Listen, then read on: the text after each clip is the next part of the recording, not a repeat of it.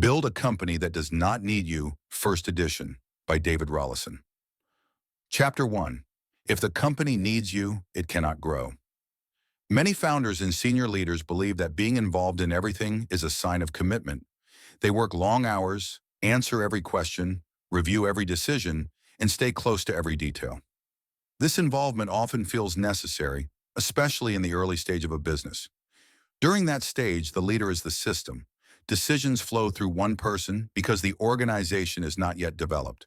However, what begins as necessary quickly becomes restrictive.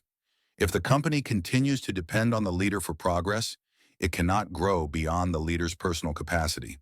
A company that needs you is limited by you. It can only move as fast as you move and only think as broadly as you think. When people rely on you for direction, they do not develop confidence or judgment.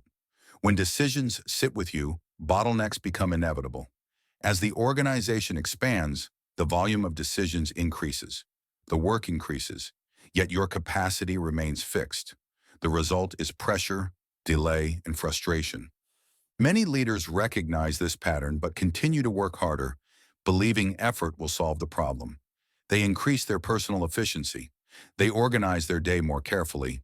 They respond faster. They stay later. This approach temporarily improves output, but it does not change the underlying structure. The organization continues to rely on one person. The business appears busy, but not scalable. The leader is at the center of everything. This pattern often forms unintentionally. In the early stage, the founder must know how everything works. They must understand customers, products, systems, finances, and operations. Their involvement ensures quality and consistency. They set the tone. They create the standards. However, if the organization does not evolve past this stage, the founder remains essential to daily operations long after the business should be self-sustaining. A company that cannot function without its leader is fragile. If the leader becomes ill, distracted, or unavailable, progress slows, decisions wait, work pauses. The organization reveals its dependency. A strong business should be able to run smoothly regardless of where the leader is or how much time the leader contributes. The business should operate based on structure, clarity, capability, and rhythm, not constant oversight. To build a company that does not need you, the role of the leader must shift. The leader must move from doing work to building the system that produces work. This is a fundamental identity change. It is not about letting go immediately. It is about changing the purpose of your involvement. Your job is no longer to solve problems directly, but to ensure the organization can solve problems without you. This requires clarity. People need to know what they are responsible for. They need to understand priorities, decision boundaries, and expected outcomes. Without clarity, dependency is predictable. People escalate decisions when they are unsure. They ask questions to avoid mistakes. They wait for direction rather than risk acting incorrectly. When clarity is missing, reliance on the leader feels rational. To reduce dependency, clarity must be deliberate and consistent. Clarity does not mean detailed instructions. It means defining outcomes and expectations. Instead of telling someone how to do something, describe what good results look like. Provide the context they need to think independently. When people understand why something matters, they make better decisions. When they only understand what to do, they rely on instruction. The leader must also shift how they respond to questions. If someone brings a question and the leader answers immediately, the leader reinforces dependency.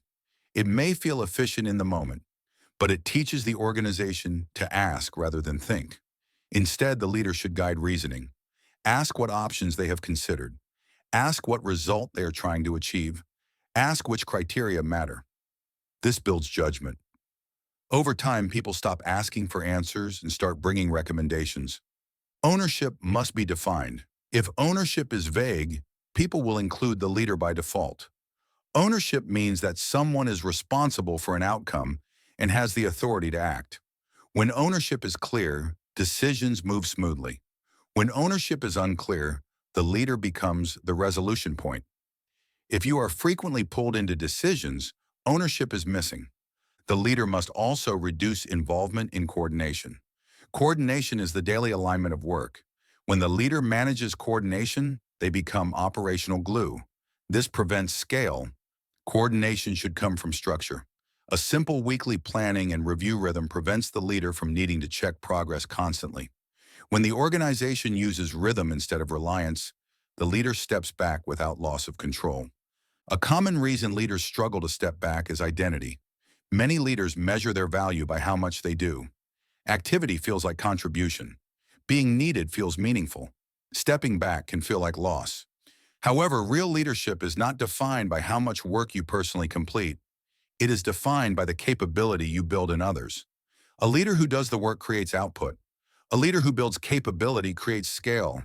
Stepping back does not mean becoming distant or disengaged. It means changing where you add value.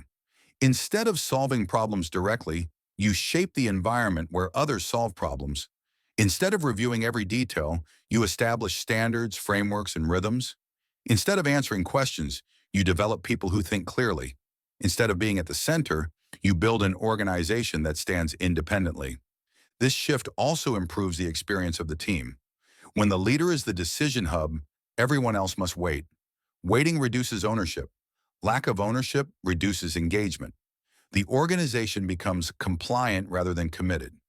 When people have clear ownership and confidence in their judgment, they become more effective and more invested. The organization becomes stronger collectively rather than dependent individually. Building a company that does not need you is not about removing yourself suddenly. It is a steady transition, one responsibility at a time, one decision at a time, one coordination habit at a time. You replace your involvement gradually. You move from doing to guiding, from guiding to reviewing, and from reviewing to trusting. The measure of leadership is not how essential you are. It is how unnecessary you become. When the company can operate, decide, and progress without your constant presence, you have created something durable. The organization becomes resilient. It can expand without strain. It can respond to change without instability. It can grow. If the company needs you, it cannot grow. If the company can run without you, it can grow without limit. Your role is to make yourself progressively less central, not absent, but non-essential. This is how you build a company that lasts.